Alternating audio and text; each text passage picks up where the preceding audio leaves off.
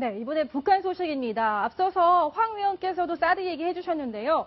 이 우리나라에서는 사드 문제로 논쟁이 정말 뜨거운 동안에 북한에서는 땅하고 그리고 바다에서 미사일 발사 기술을 개발하는 데 지금 혈안이 되어 있다고 합니다. 이걸 추적해야 되는 한미 당국의 정보전도 뜨거운데요. 황 의원, 이 SM 발사 기지를 북한에서 몰래 건설한다. 이게 무슨 얘기입니까? 예, 아시다시피 북한이 최근 들어서 SLBM, 다시 말씀드리면 잠수함에서 쏘아 올리는 탄도미사일이죠.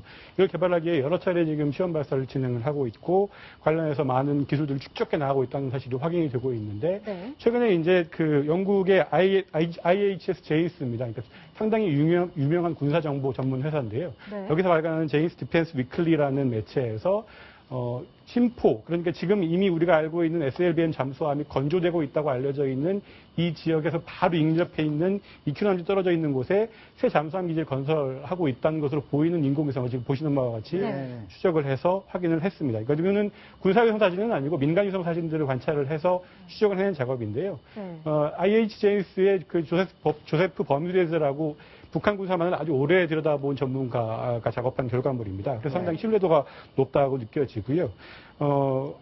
아시다시피 이제 그 북한의 잠수함이라는 것이 특히 SLBM을 발사할 수 있는 잠수함이라는 것이 그간에는 2,000톤급 신포급으로 알려져 있는 그 잠수함을 기반으로 이루어져 왔는데 새 기지는 이것보다 훨씬 더 사이즈가 큰 잠수함을 위한 것이다 하는 관측이 나오고 있습니다. 더 큰 잠수함을 만들어서 거기서 더 큰 미사일을 쏘겠다 뭐 이런 위협이겠죠. 그 신포급 잠수함, 그러니까 2,000톤급 잠수함은 지금 우리가 알고 있는 북한의 SLBM, 아마도 러시아chế R-27 미사일을 가지고 기반으로 만든 미사일이라고 판단이 되고 있는데 사이즈를 생각을 해보면 2,000톤급 잠수함에는 함교, 그러니까 잠수함에 보면 중간에 이렇게 툭 튀어나온 곳이 있지 않습니까? 이게 이제 사람들이 드나드는 함교인데 여기까지 감안해서 여기 잘해야 한 기를 꽂아 넣을 수 있을 거다. 하는 게 기본적인 그 분석이고요.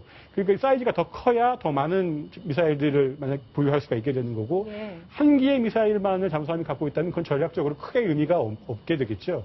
여러 개의 미사일들을 싣고 다니면서 남해에도 들어갔다가 동해에도 들어갔다가 하면서 이동하면서 쏠 수 있어야 전략적인 자산으로서의 가치가 생기는 걸 겁니다. 그렇기 때문에 북한은 3,000톤급 이상의 더 큰 잠수함을 개발하기 위해서 지금 애를 쓰고 있는 것이고 작업이 끝나고 나면 이 잠수함을 이 신포 옆에 있는 새로 만드는 SLBM 기지에 배치를 하겠다라는 보관을 갖고 있는 것으로 보입니다.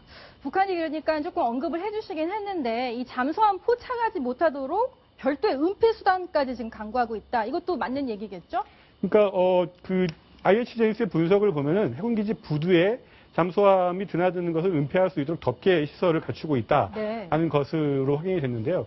간단하게 생각해 보시면 이렇습니다. 잠수함이 기지 밖을 빠져나오면 바로 물밑으로 가라앉아 잠수를 하면 영상으로는 관찰이 안 되겠죠. 그렇지만 바다에 바로 인접해 있다 보니까 수심이 충분히 안 나옵니다. 수심이 나올 때까지는 별 수 없이 덮개 시설을 갖춰서 잠수함이 드나들지 않는지를 볼 수 없도록 막아놓는 그런 장치라고 말씀드릴 수 있습니다. 네, 북한은 어떻게든 감추려고 하겠죠. 은밀하게 건설을 하고 싶겠죠. 그렇지만 한미 정보당국이 샅샅이 보고 있는 거 아니겠습니까? 그렇습니다. 예.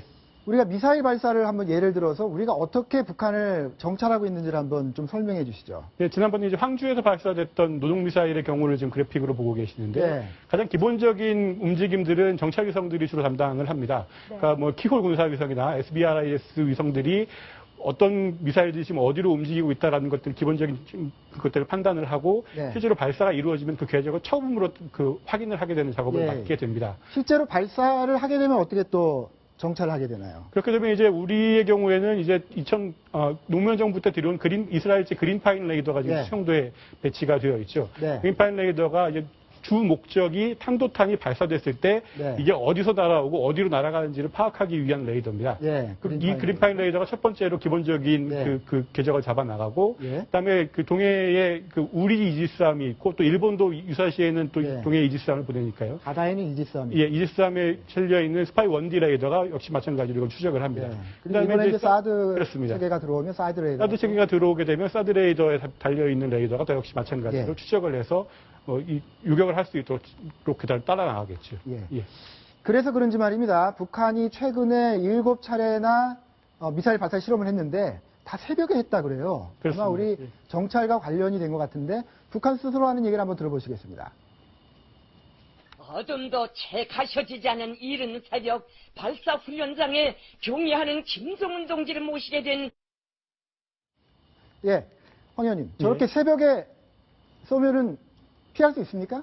그러니까 보통 북한이 지금 최근 들어서 쓰고 있는 미사일들은 텔-2라고 불리는, 그러니까 이동식 발사대 차량입니다. 여기에 실려 있는 미사일들을 움직이면서 지금 곳곳에서 쏘아 올리고 있는데, 그러니까 이 차량들이 어디서 나와서 어디로 움직이고 어디로 가는지를 볼 수 있는 자산은 사실상 인공위성하고 고고도 정찰 자산밖에 없습니다. 네. 근데 적외선이라는 장비가 물론 있긴 하지만 어찌됐건 육안으로 볼 수 있는, 가시광선으로 볼 수 있는 정찰위성의 파악이 훨씬 더 정확하고 또 빠르게 이루어지기 때문에 네.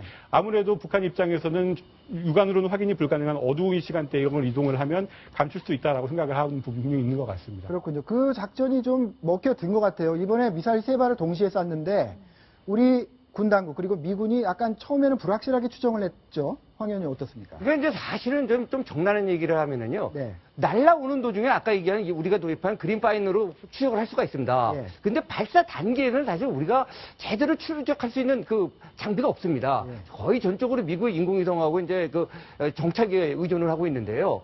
그래서 초반에 좀 혼란을 빚었죠. 맨 처음에 예. 3발을 쐈는데 맨 처음에는 심지어는 3발 다 뭐 스쿼드 C형이었다라고 하다가 예. 도중에는 또 뭐 한 발은 노동이고 2발은 스쿼드였다 그랬다가 결국은 최종 확인된 수준이라고 말씀드릴 수 있는 것 같은데 네. 결국 노동이 2발이었고 스쿼드는 1발이었다라고 하는 식으로 좀 혼란을 빚은 사건이 있었습니다. 네. 그렇습니다. 뭐 지금은 좀 정리가 됐습니다. 어쨌든 북한이 정말 은밀하게 하는 것들을 우리가 아주 세밀하게 볼 수는 없겠죠. 그러면 여기서 미사일 소식은 듣고요. 북한이 또 한 측면으로 지금 도발하고 있습니다. 어떻게든 제재를 뚫고 바깥 세계에서 지원을 받아보자 이런 노력을 하고 있는 그런 소식으로 넘어가 보겠습니다. 네. 북한이 정말 몸부림을 치고 있다 이런 생각도 드는데요. ARF 아세안 지역 안보 포럼에 지금 새 외교수장으로 이용호가 짜잔 나타났다고 하죠. 예, 그렇습니다. 이용호 신임 외무상은 아시다시피 이제 지난 5월에 열린 7차 노동당 대회에서 이수용 전 외무상의 후임으로 지금 현 자리에 발탁이 돼서 승진을 했는데요. 예. 상당히 영어를 잘해서 네. 그러니까 뭐 자연스러운 영어를 구사한다. 생각하고 하는 영어가 아니라 자연스럽게 영어를 한다라는 말이 나올 정도로. 네, 저도 그 얘기 들었는데 예. 뭐 거의 네이티브 수준이라는 그렇다고 합니다. 하더라고요. 그리고 이제 그래서 원래는 이수용 전 외무상의 후임으로 이근 북미국장이 유력했었는데 네. 이근 북미국장을 제끼고 지금 이수용 부상이 지금 승진을 하게 된 거거든요. 그래서 미국 쪽에서는 뭐 그동안에 축적된 외교 노하우가 있는 사람이기 때문에 상당히 주목하면서도 또 걱정하는 부분도 분명히 있는 것 같습니다. 예. 예전에는 뭐 말이 통하는 사람이었다. 그러니까 다시 말씀드리면 남북 간에 혹은 북미 간에 여러 가지 대화가 오갈 때는 예. 그런 긍정적인 평가들도 있었던 것 같은데 특히 이제 앞으로 어떤 행보를 보일지 김정은 시대에 들어서 그가 어떤 외교 전략을 구사하려 할지가 이번 ARF를 통해서 더 분명하게 드러낼 것으로 네. 보입니다. 황 의원님, 저도 이제 2013년에 라오스에서가 아니라 그때 브루나이에서 열린 AIF를 갔었는데 기자들의 초미의 관심사가 이 북한하고 중국하고 만날 것이냐거든요. 이번에는 북한, 과연 중국 만날 수 있을까요? 글쎄요, 제가 어떻게 예측할 수 있겠습니까만은, 아마 공식 회담은 좀 힘들지 않을까, 아직은. 네. 그렇지만 이제 비공식적으로 접촉하는 거나 아마 있을 가능성이 있다고 봅니다. 지금 왜 그러냐면, 공식 회담을 하자니 중국이 또 부담스럽거든요. 지금 네. 이제 어쨌든 중국이 유엔 제재에 지금 동참을 하고 있는데, 지금 거기서 이제 물러나는 모습을 보여주기는 힘들고, 그렇다고 아예 얼굴을 안 보자니, 상황에 맞지도 않을 뿐만 아니라 적당히 얼굴을 한번 부딪히는 것이 또 이렇게 이제 한반도의 사드 배치라는 이런 데다가 예. 전제구를 던지는 효과를 가져오기 때문에 네. 저는 그 정도 수준에서 이루어지지는 않을까라고 생각을 하는데요. 워낙 북한의 행동이라는 것이 예측 불허 행동을 잘하고 그래서 모르겠습니다. 결과가 드러나야지 알 것 같습니다. 2013년 때는 30분도 못 만났는데 이번에 얼마를 만날 수 있을지 그것도 하나의 지표가 되겠네요. 저도 그러니까 지금 제 예상으로는요. 이번에도 30분 이상 그렇게 공식적으로 만나기 힘들 네. 것 같아서 봅니다. 네. 그러니까 왜냐면 지금 그렇게 만났을 경우에 중국도 부담이 많거든요. 아까 말씀드린 것처럼. 그렇지만 또 아예 안 볼 수 없으니까 좀 이렇게 우연이라든지 이렇게 부딪힌 형식으로 해갖고 좀 짤막하게 의견을 교환하면서 여러 가지 견제구도 던져보고 또 북한의 의중도 떠보고 그런 모습을 만들고 북한 입장으로 볼 때도 중국하고 그래도 어느 정도 또 붙을 수 있다는 가능성을 보여야지 생존이 되니까 또 네. 그런 재수처를 할 거고 아마 요 정도가 되지 않을까. 예. 그렇게 보고 있습니다. 네, 지난해에는 북한이 중국과 외교장관 회담을 못했습니다. 네. 지난해 이맘때가 굉장히 북중 관계가 나빴거든요. 그래서 이번에 ARF에서 북중이 외교장관 회담을 한다면 최근에 급속히 개선되고 있는 북중 관계를 반영하는 그런 것이 되겠죠. 이세영 기자, 그런데 이미 북중 관계가 굉장히 좋아졌다 이런 그 통계가 오늘 발표됐습니다. 어떤 내용입니까? 네. 북한의 대중 수출과 수입 지표가 변하고 있다는 겁니다. 네네. 쉽게 말해서 우리나라 그 무역협회에서 분석을 한 건데 최근에 북중 관계가 좀 좋아지는 지표로서 지금 교역액이 늘어나고 있다 이런 지난달 니다 통계입니다. 지난달. 가장 최근 통계라고 생각을 하시면 됩니다. 그래서 20% 정도 수출과 수입이 모두 증가를 했습니다. 네. 상당히 대북- 많이 늘어났네요. 그렇죠. 그러니까 5월에 비해서 증가했다는 거거든요. 그러니까 4월, 5월은 감소했는데 6월에 늘어났습니다. 그것이 황일도 의원. 예, 그렇습니다.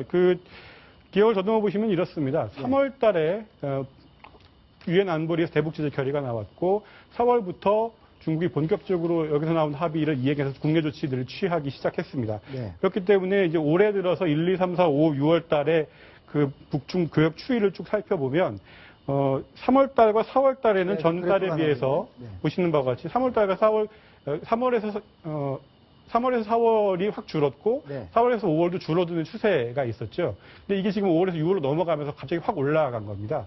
이거는 주목하셔야 될 포인트가 뭐냐면 보통 교역객 추이는 전달과도 비교도 중요하지만 전년도에 같은 달하고의 비교가 대단히 중요합니다. 그렇죠. 왜냐하면 계절에 따라 교역액의 증감이 벌어지기 때문이죠. 이 패턴화에서 나타나기 때문인데, 근데 눈여겨볼 대목은 뭐냐면 지금 6월 달에 나와 있는 5억에 육박하는 이 교역액의 크기가 작년 5월, 그러니까는 작년 6월, 그러니까 그 북핵 관련된 대북 제재에 대한 최근의 결의가 나오기 훨씬 전에 있었던 1년 전의 지표에 비교해 봐도 훨씬 높은 수준이라는 겁니다. 구조적으로도 지금 뭔가 3, 4월 달에 줄어든 교역액을 중국이 만회해 주려고 한 것이 아니라는 시각이 들 정도로 상당히 높은 수준입니다. 네, 이세영 기자.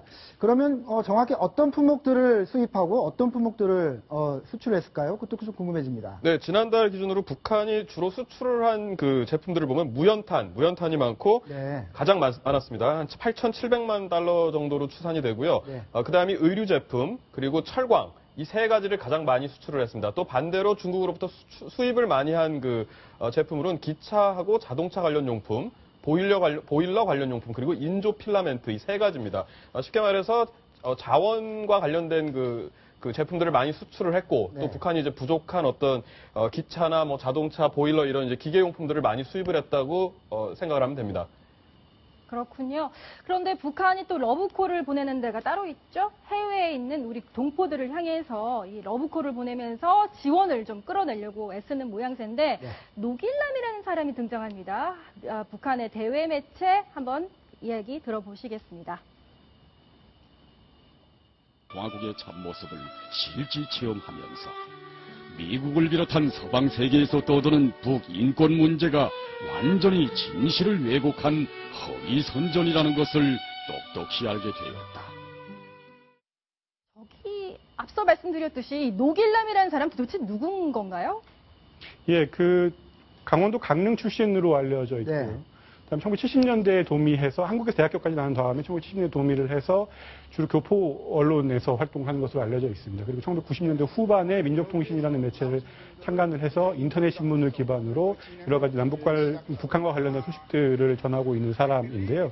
근데 이게 흥미로운 부분이 뭐냐면 남한 출신이고 지금은 미국 시민권자가 되기는 했습니다만 나오는 보도들이나 올라와 있는 여러 가지 링크들을 보면 상당히 친북이라는 표현 외에는 다른 표현을 찾기 어려울 정도로 북한에 대해 적극적으로 옹호하는 모습들을 많이 보여주고 있습니다.